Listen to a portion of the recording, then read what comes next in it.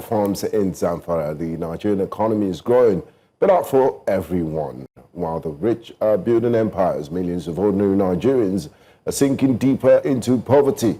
The middle class, once the backbone of our society, is vanishing, and with it, the hopes of upward mobility, stability, and shared prosperity. Today, we ask, what does it mean when a nation thrives only for a few? And more importantly, how do we bridge this widening gap before it becomes irreversible? Join us this morning for this discussion is finance expert, CEO, Entourage Integrated, Mr. Seyi Asagun. A warm welcome to you and thanks for joining us on Breakfast Central, Mr. Asagun. Thank you so much for having me. Thank you so much.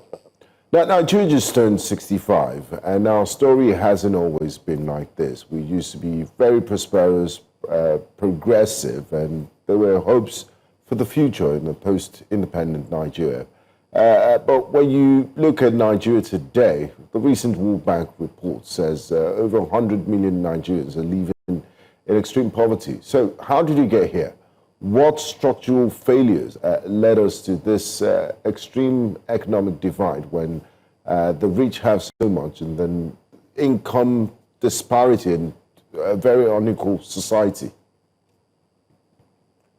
I mean, let's start from the basics. The basics will tell us that, one, we have a nation that is riddled by corruption. It's quite unfortunate. But as it stands, corruption has made impoverished the people more than it has actually helped them. And it's created a society where only the rich gets rich. Depends on how connected you are to the seat of power and your stand in the society. That actually determines your level of success in this country. Corruption is so embedded such that it only seeks to make people who are poor poorer. Then the other thing that you would also look at will be the lack of willpower on the part of our leaders to enact laws or policies that would help, bring people out of poverty. We have the resources to do this, but we are not doing it. Okay? And one of the other things that I would think has contributed to this in recent time will be the way the subsidy regime was removed, I would, in my opinion, hurriedly. Yes, we all agree that subsidy should be removed, but we thought that it would have been done in such a way that buffers will have been provided. There will have been a soft landing for the nation and for its citizens. But it was done in such a way that, we put the cart before the horse. I mean, we should have looked at this holistically. They should have been more prepared in the way it was done. I mean, no doubt about it, subsidy needed to leave at that time because it was creating a rent-seeking economy where it only favors the rich and impoverishes the poor. The other thing we want to look at is the fact that we haven't really looked at the informal sector. Okay, the informal sector is a sector that has contributed more than 50% of our GDP. But as it stands, we are not helping the informal sector enough to do. And until we start looking at that sector and we are removing our minds from oil and gas only, that is the only way we can get the economy to start working the way it should work. Okay, before we talk about the economy working and why things are going from many would say from good to bad. The question really is, are we really going through tough times, through an economic pressure, through economic challenges? Because I can tell you for free, and I'm sure my colleague here, Benga, also will agree with me, that oftentimes when we talk to people who are in government and they join us here, they always tend to tell us that, no, everything is fine, everything is perfect. In fact, an aide to the president recently just said that security has been quelled. Everything is doing very well. The economy is growing, Nigerians are enjoying, and so on. So as an economist and one who is really looking through the books and the situation of the country, can you share with us if truly things are going fine and perfectly as being touted? Just to add to what my colleague said, because on paper, GDP is growing. You hear talks about foreign investment. I spoke to special advisor to Mr. President on the economy last week at the sidelines of the Nigeria Economic Summit, and also the Minister for Budget and National Planning. But it's not translating to ordinary Nigerians. Yeah. You know what? Sorry to butt in. Sorry to butt in. Before your response, we just have a fixed advert spot. We need to take this. And when we come back, we'd like to hear your response very quickly, please. Sorry about that. Welcome back. We're joined by financial expert and CEO Entourage Integrated, Mr. Seyi Asagun. Right before the break, we had asked about what we see announcements made by the federal government and the reality on the ground. People are not feeling what is being said by the federal government, that the economy is indeed doing very well. And we asked you earlier on before the break that, can you share with us what you think? Is the economy really doing well, or are we living in a fool's paradise? Please go ahead. Okay, so, in Q2 2025, the GDP grew by 4.23, and the government will be quick to tell you that the economy is actually improving. Yes, the GDP has grown, but we're doing about 100 trillion right now. But this is it. You see, we need to understand how it seems like it actually grew. There was a rebasing that was done from the 2010 base year that we used to use in calculating our GDP to 2019. So the 2010 base year that we're using before only took into consideration about 14 sectors of the economy. But when we now started using, when we opted to start using the 2019 year as the base year for calculating our GDP, then we have more data to work with, and then of course it made the GDP to sort of grow. So we are not looking at it in the real sense of the value that we are getting from this GDP. We're just saying that it was rebased. That is number one. Then of course we should give credit to the administration and for the way they are running the economy, because of course oil production has rebounded, and we are looking at 1.68 million barrels now produced per day, in Q2 2025. And this obviously speaks to the fact that we have they've been able to tackle insecurity in those areas, and of course liaising and having communal, a better interaction with the host communities. So that has improved oil production and all. And of course, the non-oil sector that has always been resilient in this economy, because the non-oil sector has always contributed 95.95% of our economy. Okay, so these are the reason the GDP seems to be growing. However, the ordinary man on the street does not feel the effect of this. And the reason is this.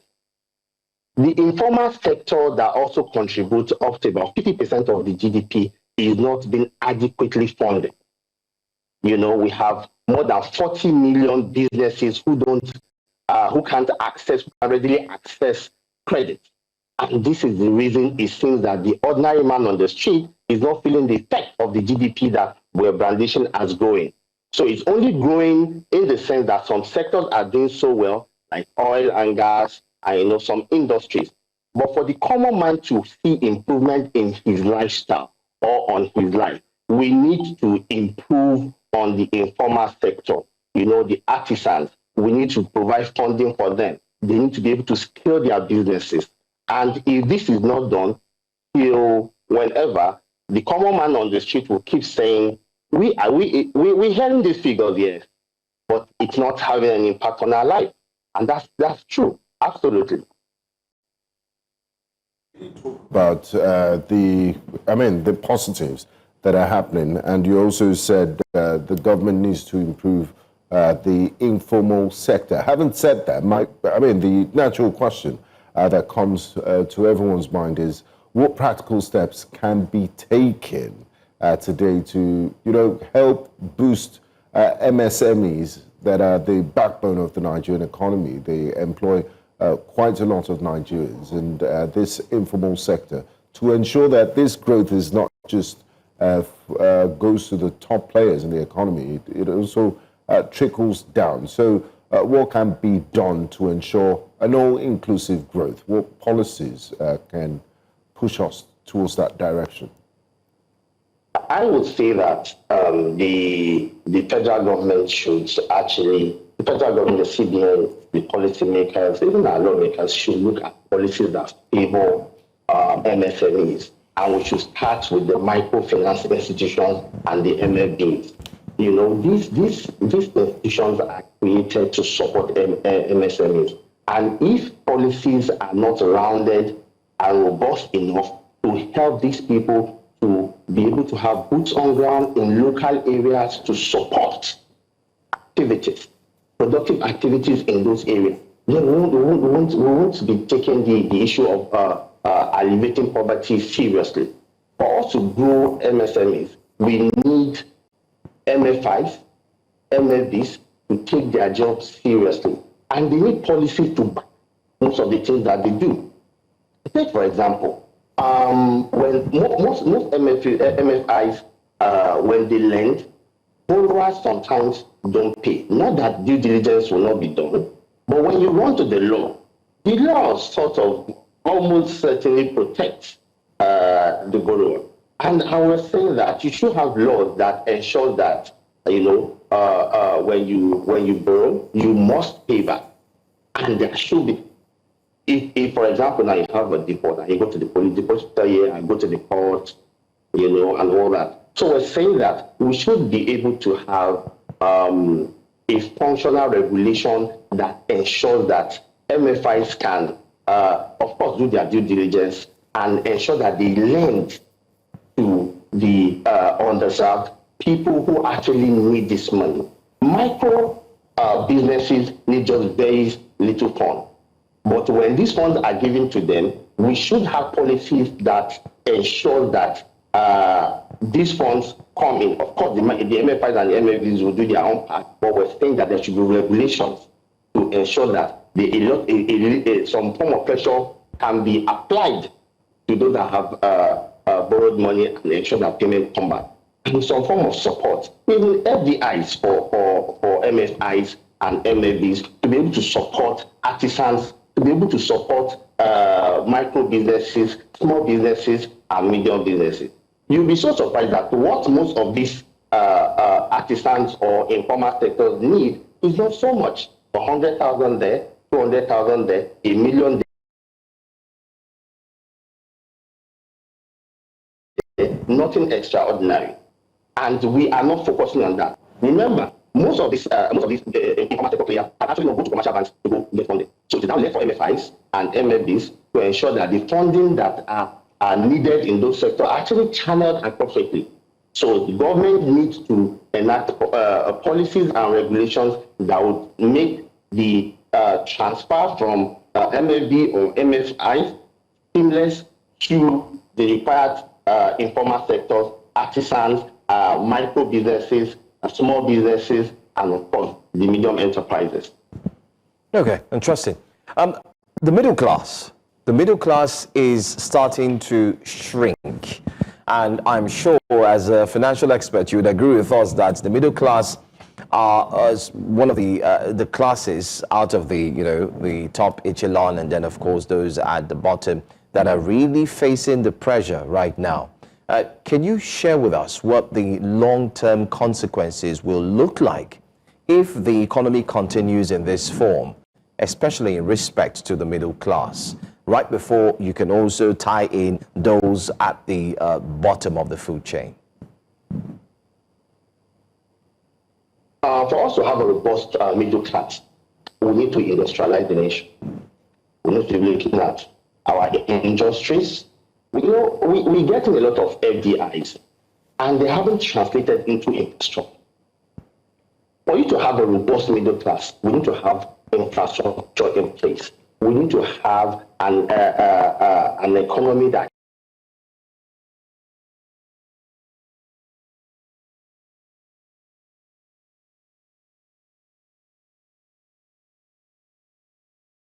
And how do you get that done? Industrialize the nation. When you have FDIs influence that we get, we need to ensure that this is adequately applied to the reasons for which we got them in the first place. But where you have misplaced priorities, we hear a lot of figures with regards to FDIs, but we're not seeing the infrastructures for which they are meant to, be created. So for you to have a robust middle class, you need to have we need to be industrialized, because it is only when you are industrialized that people can get gainfully employed. And that's how you create middle class. And of course, we still go back to the informal. I'm passionate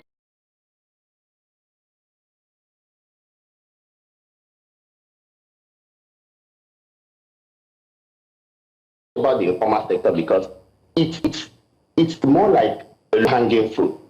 If you want to improve on the economy, increase GDP performance and all those kind of things, you need to look at those easy wins.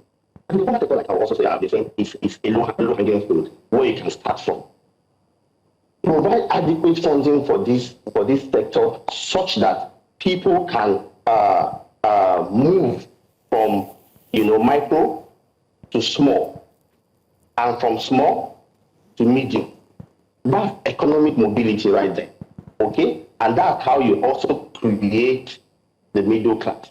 And until that is done, when you don't help with funding that allow for scaling, okay, you would not have those kind of economic mobility that can create the kind of middle class that we want in the economy. Okay. Now, let's talk about something that we might have to rethink. We have this obsession with foreign direct investment. And if you look at China and Japan, they became Asian tigers because they looked inwards and said, look, what can we do? And by the time they developed the manufacturing base and did a lot within their countries, the world took notice of what they can do economically. Is it time for Nigeria and Nigeria economics and the government and the stakeholders to rethink our obsession with foreign direct investment and focus more on empowering local businesses and cooperatives? Let's look at what's like Burkina Faso. If you look at what Ibrahim Traore has done in the last 3 years, it's quite impressive. And he's doing this without looking outwards for help. And I understand no country is an island, but maybe we need to pull ourselves by the bootstraps and do the heavy lifting from ground up as Nigerians in order to industrialize and have a more productive base. Okay, so we discussed about how that other countries would prioritize our economy, or prioritize Africa against their own economy. That doesn't happen. FDIs, yes, like I said the other time, that FDIs are okay, but it also comes at a cost. We can, there is no solution like homegrown solution to improving the economy. And I will tell you this for free, you cannot grow the economy or have a robust economy on FDIs alone. Now we need to look inward, and looking inward means that we need to start creating our own local solution to our own local problems.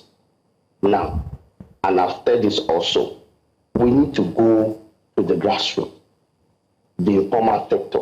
We need to look around and see what can be done. So, my own suggestion will be that, especially for MFIs and MFBs, I will still go back to them because I think that the only way to grow the economy apart from industrialization is to go down to the grassroots and understand the businesses at the local level. Okay? If government make conscious effort to say we need to improve local production, we need to improve the informal sector such that we have enough. You see, let me digress a bit. So if you look at taxation, for example, you could decide that you're going to tax, for example, 500 people or 500 businesses and tax them 2 naira just to be able to make 1 million, for example. But do you know you can get better, you can get more people into the tax bracket by providing funding for the informal sector such that you can create, you can improve, you can bring people into the tax net from 500 to about 1 million. If you empower people in that space. Now, so you can also, when you increase from 500 to a million, it means you can reduce taxes to a naira, for example, okay? And then you're still able to raise your 1 million. Instead of overtaxing 500 people, you could help improve the lives of people in the informal sector or businesses in the informal sector such that you can have, instead of 500, you can have 1 million. And when that is done, it means you reduce taxes. When you reduce taxes because you have more people in tax bracket, you can give tax breaks because people are productive. Now you're able to, it's a win-win situation, okay? Because at the end of the day, all you need to do is to provide and create that enabling environment that make businesses thrive, that make businesses to be more productive. And this can only be done by providing funding at the base level of the economy. This informal sector already contributes more than 50% of our GDP. And all you need to do to improve that is to provide more funding at the grassroots. And that is why I keep saying that MFIs and MFBs should be empowered with policies that can ensure that they support the economy the way they should, or the way they have been designated from the World Goal to support the economy and support small businesses to allow them to grow. If we're able to have this kind of robustness and transfer of funding from MFIs and to the informal sector, we should have a robust economy, and we should have dividends that trickle down to the common masses. Now, and this can be done via, because they are local, just like you have the federal government, you have the state, and you have the local government. MFIs are local. They are on ground. They are in the communities where these businesses take place. They are the ones that can ensure that, okay, they understand the business in those localities to say, okay, for example, Oshodi. They are on ground in Oshodi, for example. In our local areas, we know the businesses that they do. And you can propose solution to say, okay, you can scale your business from this to this. If you can get this much funding and you show them some accountability structures, you will help them create systems. And that's what my organization, for example, have done up till now. We put boots on ground to ensure that we study the businesses of some of our customers in those local areas. In this informal sector, the artisans, you empower them, and they're able to scale their businesses. This is what makes for a prosperous economy. Now, finally, before we let you go, I mean, you've given so many positive anecdotes today in the course of our conversation, but for policy watchers, policy makers, and the government watching Breakfast Central this morning, if you could give them a piece of advice, what must change immediately, looking at the current trajectory and their ways of doing business 2 years into this administration? I will say intentionality. I do not deceive myself that the government know what to do. People around the president, even the president, we all know what to do. And I'm not talking about just this government. It's saying that government, past government, president, we didn't know what to do. It's all about intentionality. The willpower to get these things done. Enact policies and regulations that ensure that basic things at the local level work. Life can be improved. Productivity can be enhanced. It's just the willpower. Government should prioritize the informal sector, the artisan. You go to Aba and you see what our Igbo brothers are doing. All they need is somebody to believe in them, somebody to be intentional about their growth and productivity.